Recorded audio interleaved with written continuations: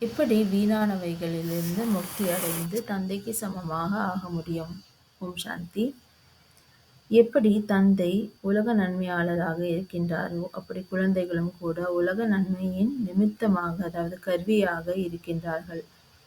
நீங்கள் நிமித்த ஆத்மாக்களின் உள்ளுணர்வினால் வாயுமண்டலம் மாற்றம் அடைகின்றது. எப்படி சங்கல்பமோ அப்படியே உள்ளுணர்வு இருக்கின்றது. இதற்காக உலக நன்மையின் பொறுப்புள்ள ஆத்மாக்கள் ஒரு நொடியிலும் கூட சங்கல்பம் மற்றும் உள்ளுணர்வை வீணானவைகள் அல்லாமல் ஆக்க முடியும். எப்படிப்பட்ட சூழ்நிலையாக இருந்தாலும், மனிதராக இருந்தாலும், ஆனால் சுயத்தின் பாவனை, சுயத்தின் உள்ளுணர்வு நன்மையை செய்கின்றது.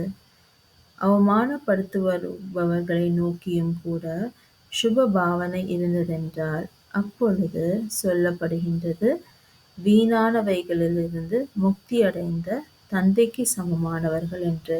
ஓம் சாந்தி.